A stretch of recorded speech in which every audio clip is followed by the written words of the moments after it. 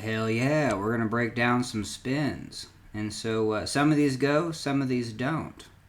Okay, hell yeah. So this one goes, and I guess the point on this one is I was on the left side, and I'm like turning up into the meat of this wave, and we're on the left side of this wave. So all these others are going to be a little bit different. We're going to be on the right side of this wave, and that's what we're going to analyze. So hell yeah. So we're driving into the right side. Let's see if this one works. Nope, we just get pieced out. So, and I've kind of looked at this footage, and so I'm just going to say what I see. The thing that we have that pieces you out on a lot of waves is not diving in and tacking up the front of your boat. So it's either called like purling, I think tacking, like getting the front of your boat tacky by driving into this. And see, we're like, this could be hit up against the face of this wave. That's what I'm calling the face. I don't know if the lead-in of a wave is called the wave face. I have no idea. Anyway, but hell yeah, since we tacked right here, we just kind of purled our way out. So now we're going to see what's going to happen on this one. This one we do catch it. So hell yeah. So now we're going to maybe watch that one more time and see if we see anything. So, hell yeah. Well, and then, so, you know what I mean? I think there's going to be two things that are going on in this video, because it's such a small wave, and it's very difficult to do this maneuver, and I can't do it on repeat, and sometimes I don't know why. And so, and this video is going to show that there's just a variety of ways to kind of get the job done. So, hell yeah. So we seal the deal here. I'm gonna say this falls into the category of why this is working is because one, we're getting thrown out of this wave, and so this is gonna hit and it's gonna spin. This is the big part of the wave. I have talked about this one where I take this paddle stroke to at least tack up the boat right there. So that is important, even though we're not like driving in hella deep onto the face. I hope this is called the face of the wave, but anyway, we at least take a paddle stroke, tack in, and then go for this stroke to seal the deal. I'm going to say there's one more aspect of this, and it's the boat plane. See how like right now I'm leaning, and this part of the boat is slanted downward. You know what I mean? This part of the boat is elevated, and so even when I take this stroke in, it dips right there. So between... like this side of the boat, between there and there, does dip down. But when I go for this paddle stroke, I'm just going to say that this side of the boat isn't super grippy. I'm going to say that as I jump for this diagonal, I am still elevating that other tube, and that tube's not going to drag through the water as much. And what I'm talking about here is if I just let this whole left side of the boat, that far side that you can't see, dip in, it's just going to broach and then kind of pull me out. And we're going to see that on a couple. So on this one, I'm just going to say, hey, I do need to tack up, take this paddle stroke in, but while I take that paddle stroke in, I do not need to dip this tube hardly at all, even though I kind of get into the habit maybe of trying to dip it in. But we're going to see on these next two clips that I think that plays against me. All right, so here's the next clip, and I might just be making this up, but I'm gonna say like, hey, I take a paddle stroke, and that hits, and it might just be on this one that we're just like we're not hitting. We need to hit this wave face up here because this is already kicking me out. And over here I'm already on the top side of the wave.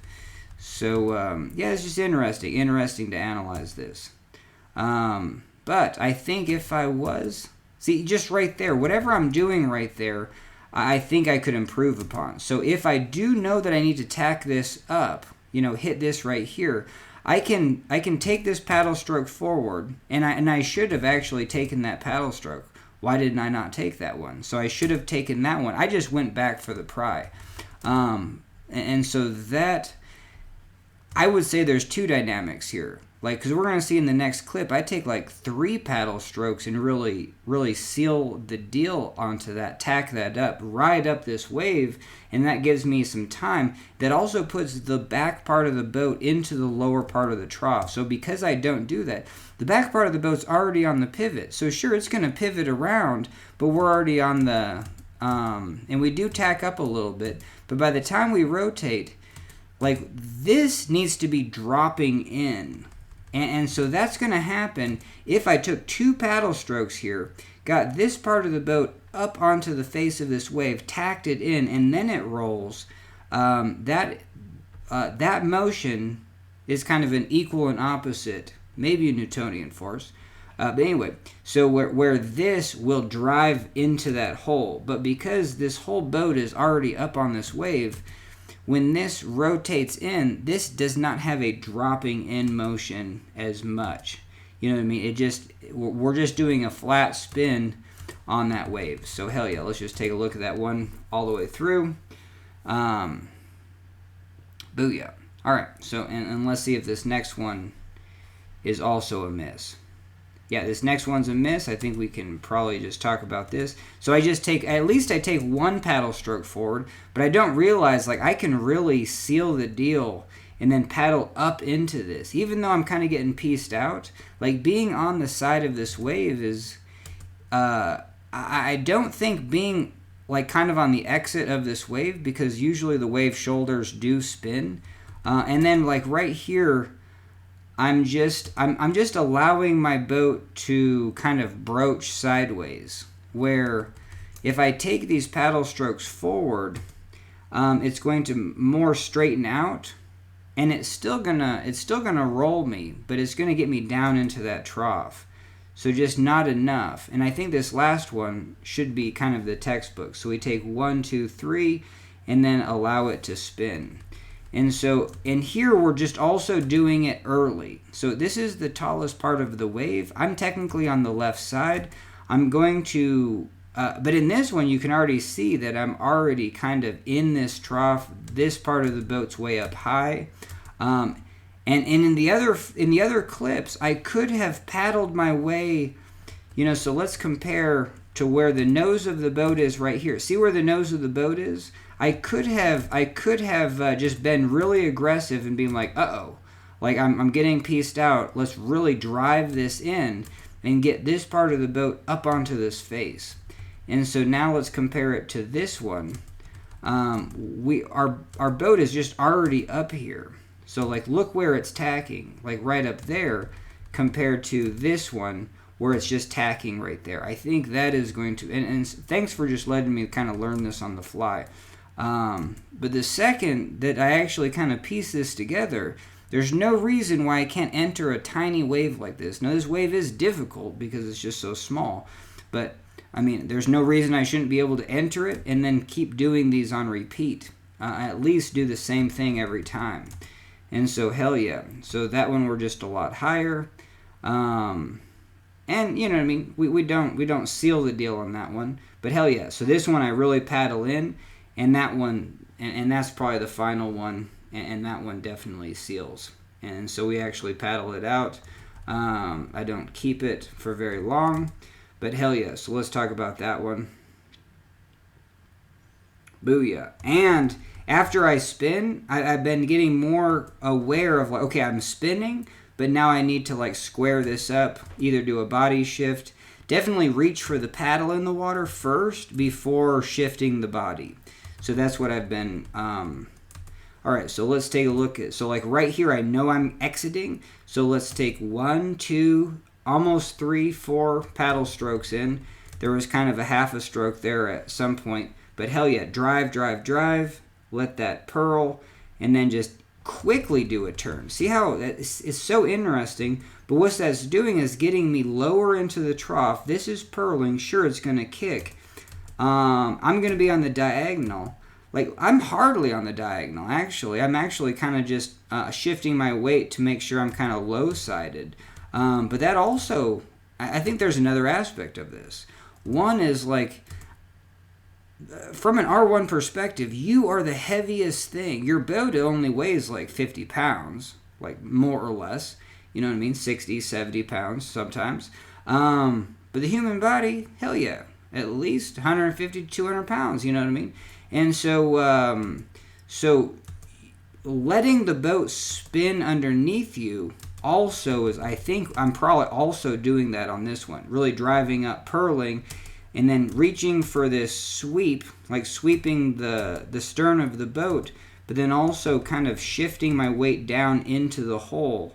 Yeah, that is interesting. Look, I grabbed that sweep, but I'm already shifted into that hole. So kind of low siding. And that's really cool because on small waves like this, I have been really focusing on low siding the boat and seeing what works and what doesn't. Alright, so hell yeah. So that's everything that I can actually think of what's going on. There is one more thing. Even though, like, there is the dynamic of this being the largest part of the wave, this kicking and purling at an angle. Yes, it's going to bring this part of the boat and rotate it this way. But like right here, see how this is like square? And the boat's at an angle? I guess what I'm getting at is the back of the boat is being pushed up against the tallest part of the wave. So even though I'm on the exit, it's actually really good. I'm low into the trough. This bites. The back of the boat is getting pushed up like right there against the biggest part of the wave. And so that doesn't allow it to go up and over like the other ones and be a pivot point up there. And it just really drops that in. And sometimes, you know what I mean? Because there's some videos where I definitely jump to the diagonal and I'm on this tube kind of in a high side. And then reaching, so like right here, I'm on this diagonal. And sometimes just being up here, I don't even need to paddle because I got low into this trough. This part of the boat got way up high and is ready to purl. And if I'm just over onto this tube, like this motion, this up motion, will cause this to actually drop down. And so sometimes there's some footage of me not getting this stroke in, this back sweep, but just being on this tube, and that also helps drive that weight back into the hole. So you can just really see the back of the boat being driven in as this purls and rotates.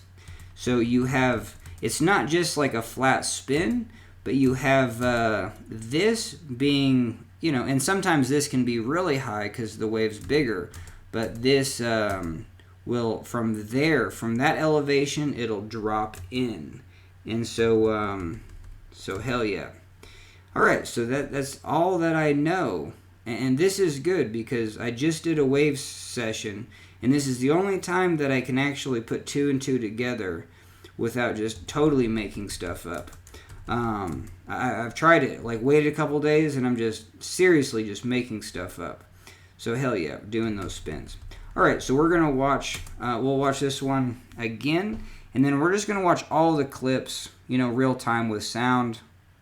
And hell yeah, thanks for joining me on this one. So just breaking down R1 raft spins. Booyah.